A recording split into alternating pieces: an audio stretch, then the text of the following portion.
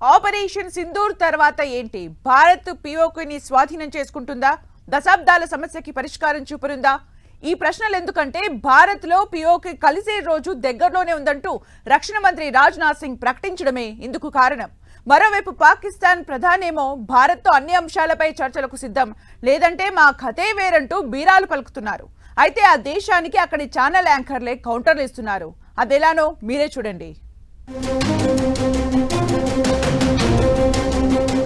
PoK మనదే, అక్కడి కశ్మీరీలు తొందరలోనే కలుస్తారు. సంచలనం కలిగిస్తోన్న రాజ్నాథ్ ప్రకటన. पीओके स्वयं लौटकर कहेगा मैं भारत हूं, भारत ही हूं, मैं वापस आऊंगा और वापस आया हूं. చర్చలంటూ జరిగితే పీఓకే పైనే విదేశాంగ శాఖ ప్రకటన.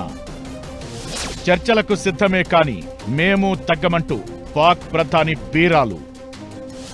బ్రహ్మోస్ మమ్మల్ని బెంబేలెత్తించింది నిజమేనని ఒప్పుకున్న షహబాజ్ షరీఫ్.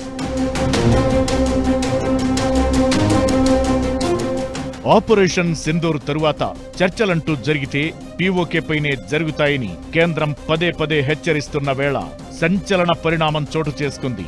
రక్షణ మంత్రి రాజ్నాథ్ కీలక వ్యాఖ్యలు చేశారు. పీఓకే వాసులు భారత్ వైపే ఉన్నారని, భారత్లో విలీనమవుతున్నట్లు ప్రకటన వచ్చే రోజు తొందరలోనే ఉందని చెప్పారాయన. पाक ऑक्युपाइड कश्मीर के लोग वो हमारे अपने हैं, हमारे परिवार का हिस्सा हैं और हमें यह पूर्ण विश्वास है कि हमारे वो भाई जो आज हमसे भौगोलिक और राजनीतिक रूप से अलग हैं, वो भी अपने स्वाभिमान, आत्मा की आवाज और स्वेच्छा से भारत की मुख्य धारा में कभी न कभी जरूर वापस लौटेंगे.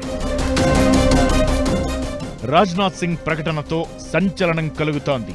ఇప్పటికే భారత ఎంపీల బృందం ప్రపంచ దేశాలకు పాక్ దుర్మార్గాల గురించి వివరిస్తోంది. అలానే ఆపరేషన్ సింధూర్ నిరంతరం సాగుతోంది. ఆయుధ సంపత్తిని కూడా రక్షణ శాఖ పెంచుకుంటోంది.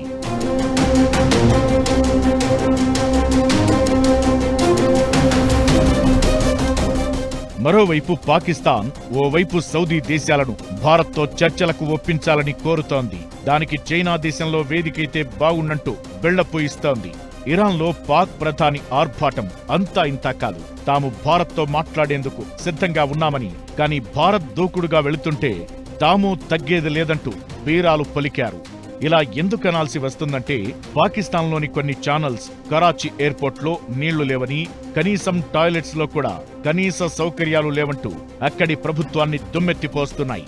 ఆర్మీపై కూడా సెటైర్లు వేస్తున్నారక్కడి యాంకర్లు. సింధు జలాల ఒప్పందంలో భారత్ తిరిగి భాగమయ్యేలా చూడాలంటూ పాక్ ప్రభుత్వాన్ని డిమాండ్ చేస్తున్నారు. मैं यहाँ कराची के इंटरनेशनल एयरपोर्ट पे खड़ी हूँ. मैं ये देख रही हूँ कि यहाँ पर किसी भी वॉशरूम में पानी नहीं है और कोई इस चीज को मानने के लिए राजी नहीं है कि ये गलतियां हैं जिनको ठीक करने की जरूरत है. సిచ్యువేషన్ అలా ఉంటే షహబాజ్ షరీఫ్ ఏమో అక్కడంతా బానే ఉంది, యుద్ధానికి యుద్ధమనే రీతిలో బయటికి బిళ్లపిస్తున్నారు. అయితే గురువారం షహబాజ్ షరీఫ్ రావల్పిండి ఎయిర్ బేస్ పై భారత్ దాడి చేసింది నిజమేనంటూ నిజం బయట పెట్టేశారు. నిజం ఇలా ఉంటే తిరిగి దాడికి మేము సిద్ధమే అని ప్రకటించడమే ఆయన ఆర్భాటానికి నిదర్శనం. ఇలాంటి నేపథ్యంలోనే రాజ్నాథ్ సింగ్ పాక్ ఆక్రమిత కశ్మీర్ పై ప్రకటన చేయడం వాట్ నెక్స్ట్ అనే సిగ్నల్ ఇస్తోంది. తొందరలోనే భారత సైన్యం ఈ దిశగా ఏదైనా చర్యకు దిగుతుందేమో అనే అంచనా బయలుదేరింది.